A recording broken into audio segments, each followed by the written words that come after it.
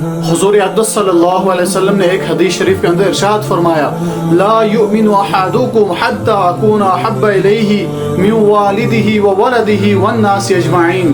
کہ تم میں سے تب تک کوئی پکا مومن نہیں ہو سکتا،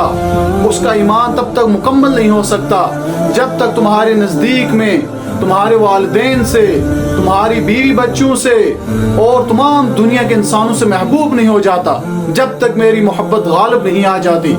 کیا مطلب؟ ایک ہو گیا زبانی کلامی محبت، ایک انسان اپنی زبان سے کہتا ہے کہ میں اپنے نبی کریم صلی اللہ علیہ وسلم سے اپنی جان سے بھی زیادہ محبت کرنے والا ہوں، میں ان کے لیے کچھ بھی کر سکتا ہوں، لیکن اس کی زندگی کے اندر نبی کریم صلی اللہ علیہ وسلم کا طریقہ نہیں ہے، ان کی سنت نہیں ہے۔ نبی کریم صلی اللہ علیہ وسلم سے محبت کرنے کی جو دلیل ہے، جو دعویٰ ہے، وہ اتباع سنت ہے۔ نبی کریم صلی اللہ علیہ وسلم کے طریقے ہیں، جس چیز سے نبی کریم صلی اللہ علیہ وسلم روکیں اس سے رک جائیں، ہٹ جائیں، اور جس چیز کو وہ ہمیں دیں، جس چیز کا حکم کریں اس کو ہم اپنی زندگی میں لائیں، اس کو محبت کہتے ہیں۔ نبی علیہ الصلوۃ والسلام نے ارشاد فرمایا کہ اپنی اولاد کے درمیان عدل کرو، انصاف کا معاملہ کیا کرو،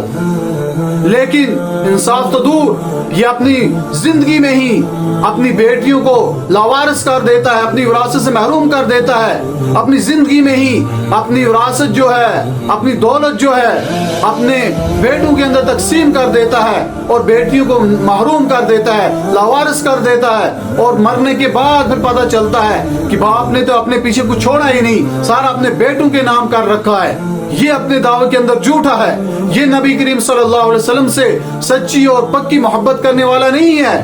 نبی علیہ الصلوۃ والسلام نے ارشاد فرمایا کہ کفر اور ایمان کے درمیان فرق کرنے والی چیز نماز ہے، نماز میری آنکھوں کی ٹھنڈک ہے، لیکن یہ کبھی نماز پڑھتا ہی نہیں، جمعہ کو چلا جاتا ہے کیونکہ سبھی جاتے ہیں تیار ہو کر نہا دھو کر،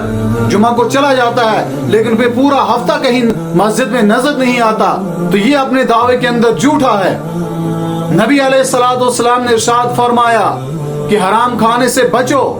تو یہ پوری زندگی حرام کماتا رہا، رشوت جمع کرتا رہا،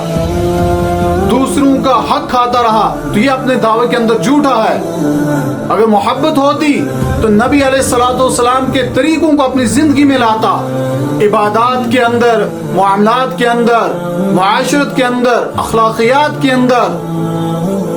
یہ بالکل زیرو ہے، لیکن دعوے کرتا ہے کہ میں نبی سے محبت کرنے والا ہوں، تو یہ اپنے دعوے کے اندر جھوٹا ہے۔ کہ ہم سچے عاشق رسول تب ہو سکتے ہیں جب ہم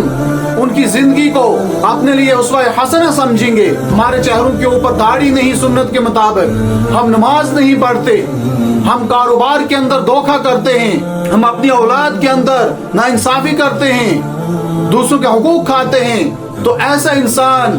نبی کریم صلی اللہ علیہ وسلم کا عاشق نہیں ہو سکتا، ان سے محبت کرنے والا نہیں ہو سکتا۔ اس لیے ہمیں چاہیے کہ ہم اپنی زندگیوں کے اندر اپنے عمل سے یہ ثابت کریں، دین کے ہر شعبے میں اپنے عمل سے ثابت کریں کہ ہم نبی کریم صلی اللہ علیہ وسلم سے سچی اور پکی محبت کرنے والے ہیں۔